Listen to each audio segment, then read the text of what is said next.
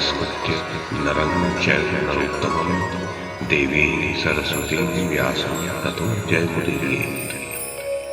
ओम नमो भगवते वासुदेवाय, ओम नमः पितामहाय, ओम नमः प्रजापतिभ्यः, ओम नमः कृष्णद्वैपायनाय, ओम नमः सर्वविघ्नविनायकेभ्यः।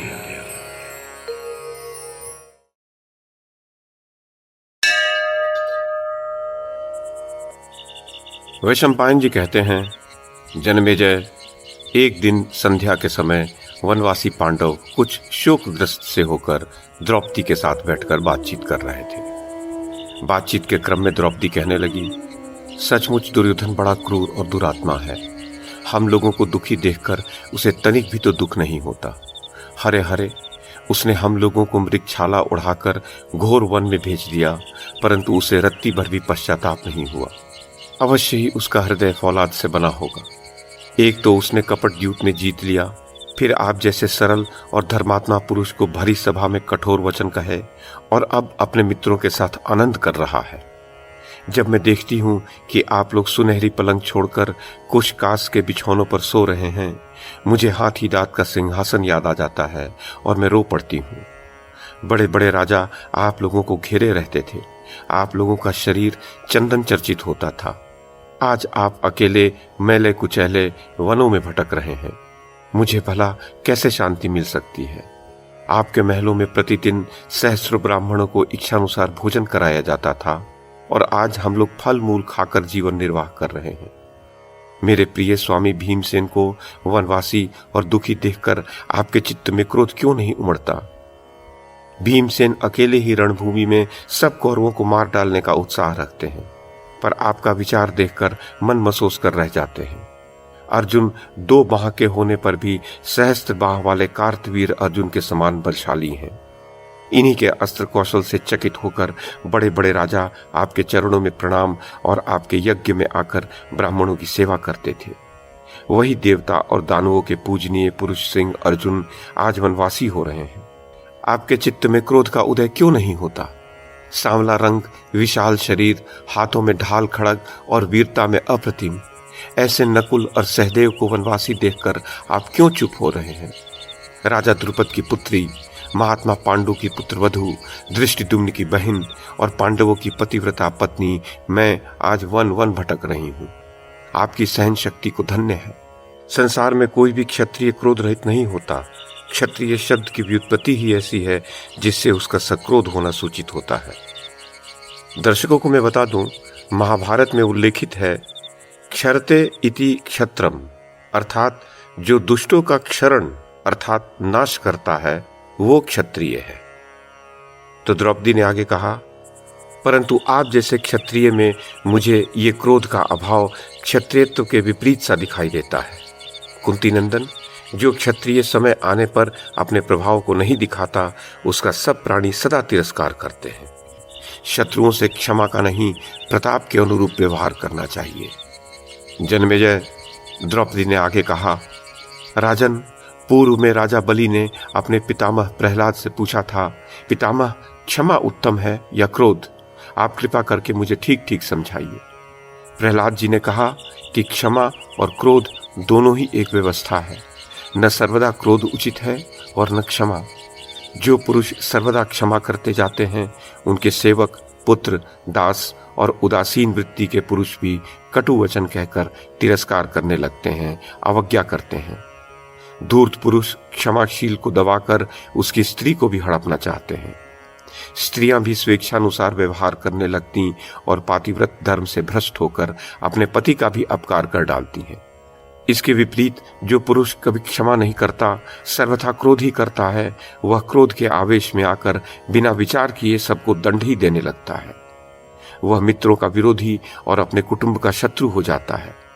सब ओर से अपमानित होने के कारण उसके धन की हानि होने लगती है, दुत्कार मिलती है। उसके मन में संताप, ईर्ष्या और द्वेष बढ़ने लगते हैं। इससे उसके शत्रुओं की वृद्धि होती है। वह क्रोधवश अन्यायपूर्वक किसी को दंड दे बैठता है। इसके फलस्वरूप ऐश्वर्य, स्वजन और अपने प्राणों से भी उसे हाथ धोना पड़ता है। जो सबसे रोब दाब के साथ मिलता है, उससे लोग डरने लगते हैं।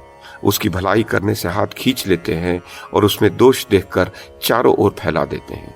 इस कारण से न तो सर्वथा उग्रता का व्यवहार करना चाहिए और न सर्वथा सरलता का। समय के अनुसार उग्र और सरल बन जाना चाहिए। जो समय के अनुसार सरलता और उग्रता को धारण करता है उसे इस लोक और परलोक में सुख की प्राप्ति होती है।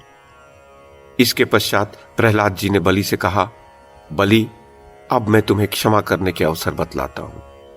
यदि किसी मनुष्य ने पहले उपकार किया हो, फिर उससे कोई बड़ा अपराध बन जाए, तो पहले के उपकार पर दृष्टि रखकर उसे क्षमा कर देना चाहिए। यदि कोई मनुष्य मूर्खतावश अपराध कर दे, तब भी क्षमा कर देना चाहिए, क्योंकि सब लोग सभी कामों में चतुर नहीं हो सकते। इसके विपरीत जो लोग जानबूझकर अपराध करते हों और कहते हों कि हमने जानबूझकर अपराध नहीं किया है, तो उन्हें थोड़ा अपराध करने पर भी पूरा दंड देना चाहिए। कुटिल पुरुषों को क्षमा नहीं करना चाहिए। एक बार का अपराध तो चाहे किसी का भी क्षमा कर देना चाहिए, परंतु दूसरी बार दंड अवश्य देना चाहिए। मृदुलता से उग्र और कोमल दोनों प्रकार के पुरुष वश में किए जा सकते हैं। मृदुल पुरुष के लिए कुछ भी असाध्य नहीं है। इस कारण से मृदुलता ही श्रेष्ठ साधन है। अतः देश, काल, सामर्थ्य और दुर्बलता पर पूरा पूरा विचार करके मृदुलता और उग्रता का व्यवहार करना चाहिए। कभी कभी तो भय से भी क्षमा करनी पड़ती है। यदि कोई ऊपर कहीं बातों के प्रतिकूल व्यवहार करता हो तो उसे क्षमा न करके क्रोध से काम लेना चाहिए। जन्मेजय, द्रौपदी ने आगे कहा, राजन, धृतराष्ट्र के पुत्र अपराध पर अपराध करते जा रहे हैं। उनका लोभ असीम है। मैं समझती हूं कि अब उन पर क्रोध करने का समय आ गया है। आप उन्हें क्षमा न करके उन पर क्रोध कीजिए। युधिष्ठिर ने कहा, प्रिय, मनुष्य को क्रोध के वश में न होकर क्रोध को अपने वश में करना चाहिए। जिसने क्रोध पर विजय प्राप्त कर ली वह कल्याण भाजन हो गया। क्रोध के कारण मनुष्यों का नाश होता प्रत्यक्ष दिखता है। मैं अवनति के हेतु क्रोध के वश में कैसे हो सकता हूं? क्रोधी मनुष्य पाप करता है, गुरुजनों को मार डालता है, श्रेष्ठ पुरुष और कल्याणकारक वस्तुओं का भी कठोर वाणी से तिरस्कार करता है, फलतः विपत्ति में पड़ जाता है। क्रोधी मनुष्य ये नहीं समझ सकता कि क्या कहना चाहिए क्या नहीं। जो मन में आया बोल डालता है। उसे इस बात का भी पता नहीं चलता कि क्या करना चाहिए क्या नहीं। जो चाहे कर डालता है। वह जीवित रखने योग्य को मार डालता है और मार डालने योग्य की पूजा करता है और क्रोध के आवेश में आत्महत्या करके अपने आप को नरक में डाल देता है। क्रोध दोषों का घर है। बुद्धिमान पुरुषों ने अपनी लौकिक उन्नति, पारलौकिक सुख और मुक्ति प्राप्त करने के लिए क्रोध पर विजय प्राप्त की है। क्रोध के दोष गिने नहीं जा सकते। इसी से यही सब सोचने विचारने से मेरे चित्त में क्रोध नहीं आता। जो मनुष्य क्रोध करने वाले पर भी क्रोध नहीं करता, क्षमा करता है, वह अपनी और क्रोध करने वाले की महासंकट से रक्षा करता है। वह दोनों का रोग दूर करने वाला चिकित्सक है। मिथ्या बोलने की अपेक्षा सत्य बोलना कल्याणकारी होता है। क्रूरता की अपेक्षा कोमलपना उत्तम है। क्रोध की अपेक्षा क्षमा ऊंची है। यदि दुर्योधन मुझे मार भी डाले तो भी मैं अनेक दोषों से भरे और महात्माओं से परित्यक्त क्रोध को कैसे अपना सकता हूं? मैंने यह निश्चय कर लिया है कि तत्वदर्शी पुरुष में, जिसे तेजस्वी कहते हैं, क्रोध होता ही नहीं। जो अपने क्रोध को ज्ञान दृष्टि से शांत कर देते हैं उन्हें ही तेजस्वी समझना चाहिए। क्रोधी मनुष्य जब अपने कर्तव्य को ही भूल जाता है तब उसे कर्तव्य अथवा मर्यादा का ध्यान रह ही कैसे सकता है। क्रोधी पुरुष अवध्य प्राणियों को मार डालता है, गुरुजनों को मर्मभेदी वचन कहता है। अतः यदि अपने में तेज हो तो पहले क्रोध को ही अपने वश में करना चाहिए। काम करने की चतुराई, शत्रु पर विजय प्राप्त करने के उपाय का विचार, विजय प्राप्त करने की शक्ति और स्फूर्ति तेजस्वियों के गुण हैं। ये गुण क्रोधी मनुष्यों में नहीं रह सकते।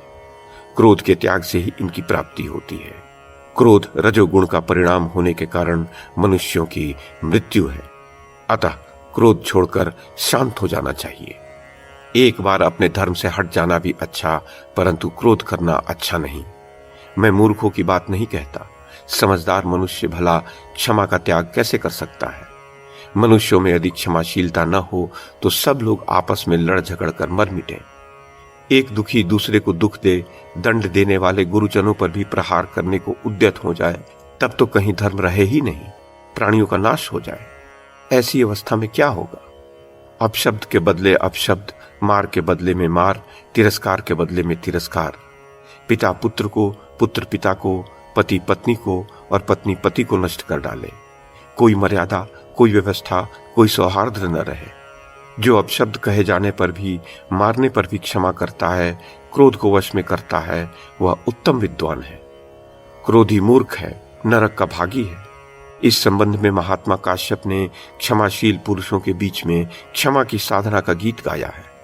क्षमा धर्म है, क्षमा यज्ञ है, क्षमा वेद है, क्षमा स्वाध्याय है।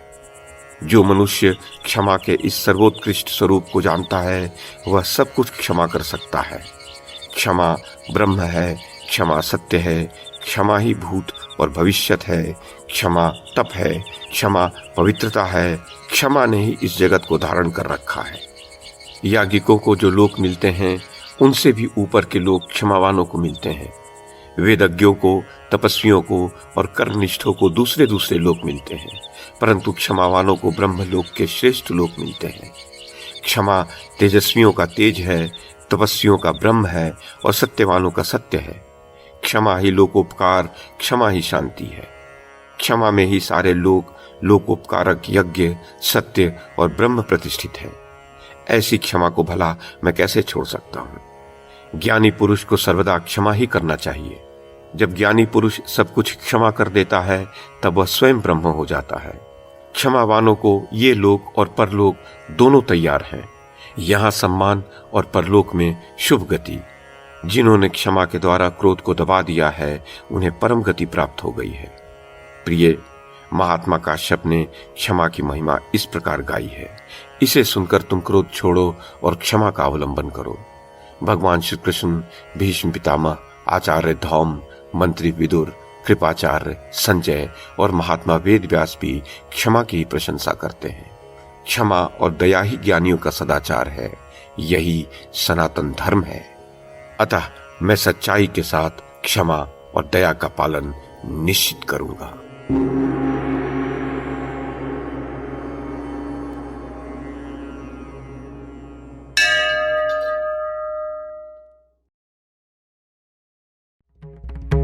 YouTube के माध्यम से महाभारत की कथा को एक श्रृंखला के रूप में प्रस्तुत करने का हमारा ये प्रयास यदि आपको सराहनीय लगा हो तो कृपया इस कड़ी को लाइक और शेयर करें, चैनल को सब्सक्राइब करें और बेल आइकन को दबाएं। साथ में अन्य लोगों को भी देखने के लिए प्रेरित करें। धन्यवाद और नमस्कार।